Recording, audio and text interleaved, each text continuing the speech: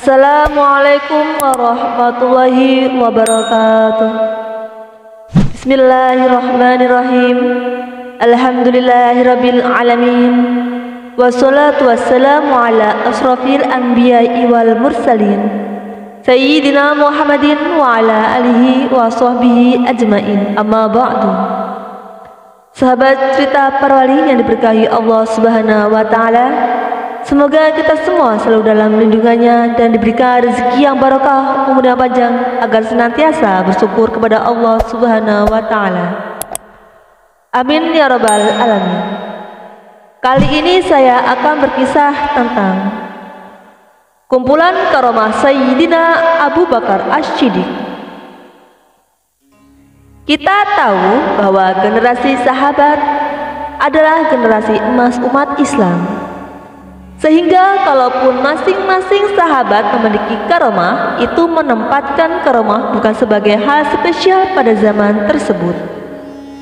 Boleh jadi karomah pada generasi sahabat adalah hal yang lumrah karena kedekatan mereka kepada Allah dan Rasulullah. Namun akan menjadi sebuah keunggulan, tanda kemuliaan dan pelajaran berharga ketika kisah karomah mereka diceritakan di masa sekarang.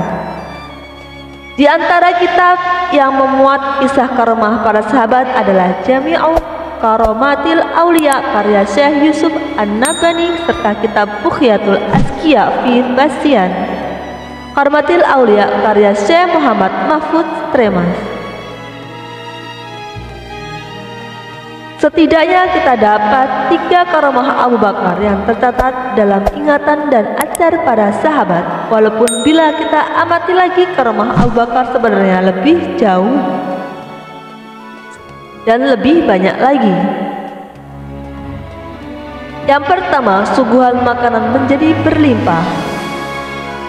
Syekh Mahfudz Tremas mencatat bahwa di antara karomah Abu Bakar ada yang tertuang dalam hadis Al-Bukhari yang diriwayatkan dari jalur Abdurrahman bin Abu Bakar. Tatkala Nabi Muhammad SAW pernah bersabda,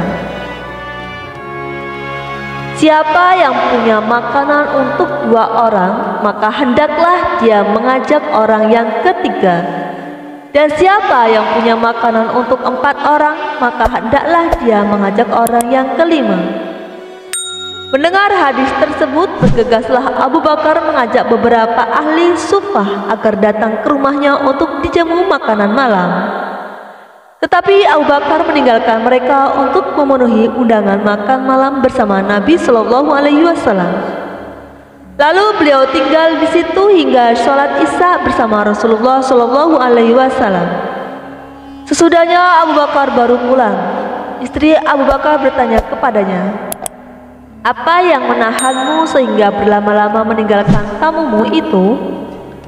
Abu Bakar berkata, "Apakah kamu sudah menjamu mereka makan malam?" Istri Abu Bakar menjawab, "Mereka tidak mau makan sehingga kamu datang." Kemudian Abu Bakar berkata kepada mereka, para tamunya, "Silahkan kalian semua makan." Abdurrahman putra Abu Bakar yang turut serta makan bersama di satu nampan pun bersaksi, "Demi Allah, tidaklah kami mengambil satu suap kecuali dari bawahnya bertambah lebih banyak sehingga mereka semua kenyang. Dan makanan itu menjadi lebih banyak daripada sebelumnya." Lalu Abu Bakar memperhatikannya dan berkata kepada istrinya, "Hai saudari perempuan Bani Firas, apakah ini?" Istrinya berkata, "Sungguh demi penghibur hatiku, sungguh makanan itu sekarang lebih banyak daripada sebelumnya lipat 3 kalinya." Lalu Abu Bakar menyantap makanan itu sembari berkata, "Ini pasti ulah setan." Selepas makan, Abu Bakar membawa makanan itu kepada Rasulullah Shallallahu Alaihi Wasallam dan meletakkannya di hadapan beliau. Beliau berkata, "Makanan ini berkah dari Allah."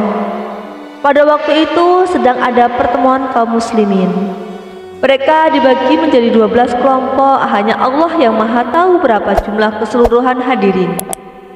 Beliau menghidangkan makanan yang dibawa Abu Bakar tersebut. Ajaibnya, makanan sedikit itu menjadi banyak dan cukup dimakan seluruh sahabat yang hadir.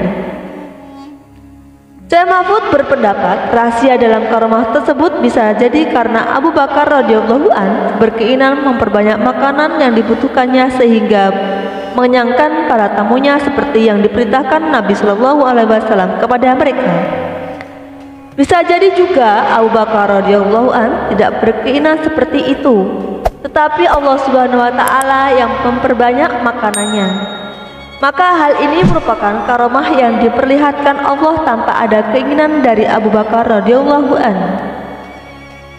Adapun karomah ketiga, mengetahui waktu kematian dan kelahiran putrinya. Syekh Mahfud juga mencatat di antara karomah Abu Bakar sebagaimana terdapat dalam Atsar Sahih yang diriwayatkan dari jalur Urwah bin Az-Zubair dari Aisyah radhiyallahu an, bahwa Abu Bakar pernah memberikan 20 wasak sekitar 2,16 ton hasil kurma semasa ia sehat. Ketika telah mendekati ajalnya, beliau berkata, "Hai putriku, tidak seorang pun berada dalam keadaan cukup yang lebih kusenangi daripada dirimu.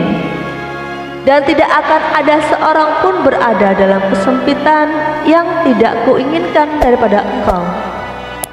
Dulu ketika kuberikan kepadamu hasil kurma sebanyak 20 wasak, tetapi engkau tidak menerimanya. Andai engkau mau menerimanya dan menyimpannya untukmu, niscaya itu akan jadi milikmu. Namun sekarang hasil kurma itu akan menjadi harta warisanku dalam waktu dekat ajal menjemputku. Sementara yang ada hanya kedua saudara laki-lakimu dan kedua saudara perempuanmu, maka bagilah ia menurut ketentuan kitabullah. Wahai ayah, jika memang demikian adanya, aku akan memberikan bagian untuknya, tetapi saudara perempuanku hanya satu, yaitu Asma." "Lalu siapa yang lain?" tanya Aisyah. Abu Bakar menjawab, "Aku melihat dari kandungan ibumu akan lahir seorang perempuan." Maka terjadilah apa yang beliau katakan. Demikian Aisyah radhiyallahu an mengakhiri kisahnya. Syekh Mahfud menjelaskan dalam asar tersebut terdapat dua karomah Sayyidina Abu Bakar radhiyallahu an. Pertama, pemberitahuan bahwa ia akan meninggal karena sakitnya itu. Hal demikian beliau katakan dengan redaksi, "Namun sekarang hasil kurma itu akan menjadi harta waris." Kedua, pemberitahuannya bahwa jabang bayi yang dikandung istrinya adalah seorang perempuan. Rahasia dari tampaknya karomah Abu Bakar radhiyallahu an secara terang-terangan bertujuan untuk melapangkan hati Aisyah radhiyallahu an. Dengan kata lain, Abu Bakar meminta kembali apa yang telah dihadiahkan sebelumnya kepada Aisyah. Kendati Aisyah dulu juga tak mau menerimanya. Demikian pula Abu Bakar pun memberitahukan bahwa harta tersebut telah menjadi harta warisan.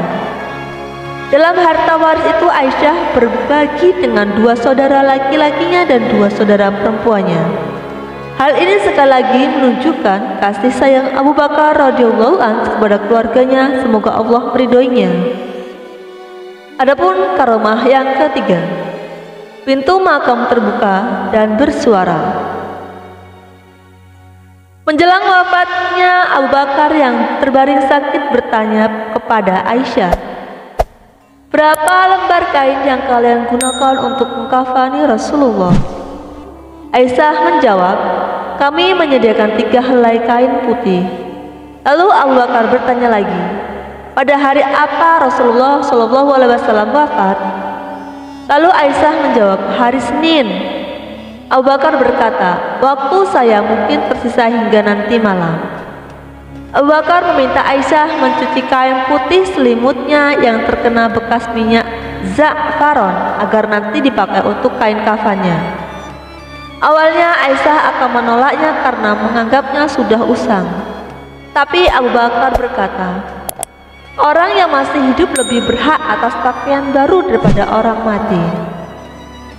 Selanjutnya Syekh An-Nabhani mengisahkan, sebagaimana dikutip dari keterangan Imam Fakhrul Razi, salah satu karomah Abu Bakar As-Siddiq adalah tatkala jenazahnya dibawa ke pintu makam Nabi Muhammad SAW, Para sahabat yang mengantarkannya mengucapkan salam kepada baginda Rasulullah.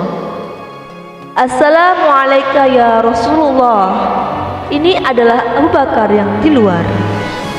Seketika pintu makam langsung terbuka dengan sendirinya dan terdengar suara, masuklah orang yang dicintai kepada orang yang mencintainya. Sahabat mulia Abu Bakar meninggal pada Selasa 8 Jumadil Akhir 13 Hijriah dan dimakamkan di samping kekasihnya Rasulullah Shallallahu Alaihi Wasallam. Semoga kita semua bisa mendapatkan dan hidayah dari Allah Subhanahu wa taala. Wallahu a'lam bishawab. Wassalamualaikum warahmatullahi wabarakatuh.